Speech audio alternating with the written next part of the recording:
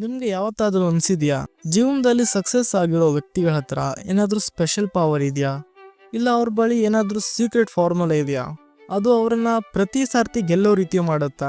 Let me tell you one thing, ಅವ್ರ ಹತ್ರ ಯಾವುದೇ ರೀತಿಯ ಸ್ಪೆಷಲ್ ಪವರ್ ಅಥವಾ ಯಾವುದೇ ರೀತಿಯ ಸೀಕ್ರೆಟ್ ಫಾರ್ಮುಲಾ ಇರೋದಿಲ್ಲ. ಅವರಲ್ಲಿ ಒಂದು ವಿಶೇಷ ಅಬಿಲಿಟಿ ಇರುತ್ತೆ, ಇದರಿಂದ ಅವರು ಬೇರೆಯವ್ರಿಗಿಂತ ಡಿಫ್ರೆಂಟ್ ಆಗ್ತಾರೆ.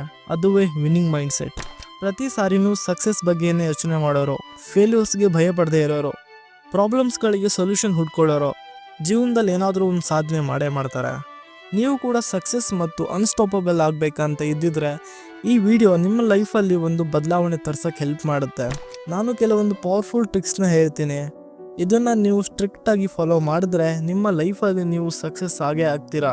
ಸೊ ನಿಮ್ಮ ಲೈಫ್ನ ನೀವು ಒಂದು ಹೈ ಲೆವೆಲ್ಗೆ ತೊಗೊಂಡು ಹೋಗ್ಬೇಕಂತ ಇದ್ದಿದ್ರೆ ಈ ವಿಡಿಯೋನ ಸ್ಕಿಪ್ ಮಾಡದೆ ಎಂಡ್ವರೆಗೂ ನೋಡಿ.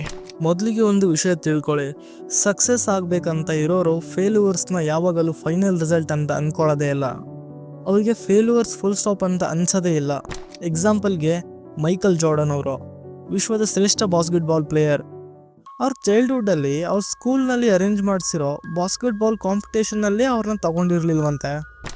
ಆದರೂ ಅವರು ಸೋಲನ್ನು ಅಕ್ಸೆಪ್ಟ್ ಮಾಡದೆ ತಮ್ಮ ಮೈಂಡ್ ಸೆಟ್ನ ಚೇಂಜ್ ಮಾಡಿಕೊಂಡು ಕೊನೆಗೆ ಹಿಸ್ಟ್ರಿನೇ ಕ್ರಿಯೇಟ್ ಮಾಡಿದ್ರು. ಮೊರಲ್ ಆಫ್ ದ ಸ್ಟೋರಿ ಏನಪ್ಪ ಅಂದರೆ, ನೀವು ಕೂಡ ಸಕ್ಸಸ್ ಆಗಬೇಕಂತ ಇದ್ದಿದ್ರೆ ಮೊದಲು ನಿಮ್ಮ ಮೈಂಡ್ ಸೆಟ್ನ ಚೇಂಜ್ ಮಾಡ್ಕೋಬೇಕು. ಅದೆಷ್ಟೇ ಫೇಲ್ಯೂರ್ಸ್ ಬಂದರೂ ಅದನ್ನೆಲ್ಲ ಫೇಸ್ ಮಾಡೋ ಗಟ್ಸ್ ಇಟ್ಕೋಬೇಕು.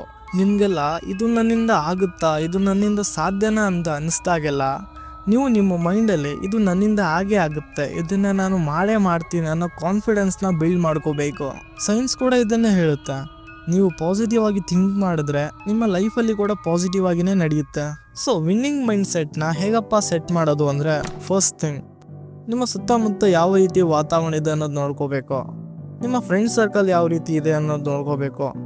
ನಿಮ್ಮ ಫ್ರೆಂಡ್ಸು ಹಾರ್ಡ್ ವರ್ಕಿಂಗ್ ಮತ್ತು ಪಾಸಿಟಿವ್ ಆಗಿ ಇದ್ದರೆ ನೀವು ಕೂಡ ಅವರಿಂದ ಆಟೋಮೆಟಿಕ್ ಆಗಿ ಅದೇ ರೀತಿ ಆಗ್ತೀರಾ.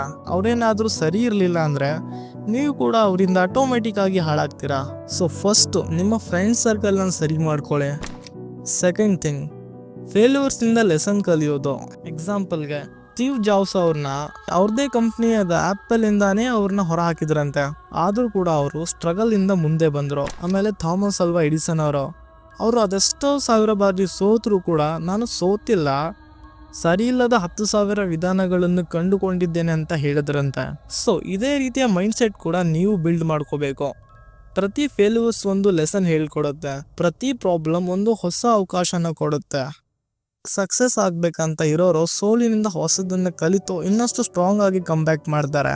ನಿಮಗೆ ಈ ವಿಡಿಯೋ ಯೂಸ್ಫುಲ್ ಅಂತ ಅನಿಸಿದ್ರೆ ಲೈಕ್ ಮಾಡಿ, ಕಾಮೆಂಟ್ ಬಾಕ್ಸಲ್ಲಿ ನಿಮ್ಮ ಒಪಿನಿಯನ್ ಹೇಳಿ. ಇದು ನಮ್ಮ ಡಾರ್ಕ್ ಫೇಸ್ ಚಾನೆಲ್ನ ಸಬ್ಸ್ಕ್ರೈಬ್ ಮಾಡ್ಕೊಳ್ಳಿ. ನೆಕ್ಸ್ಟ್ ವಿಡಿಯೋನಲ್ಲಿ ಮೀಟ್ ಆಗೋಣ. ಅಲ್ಲಿವರೆಗೂ ಬಾಯ್.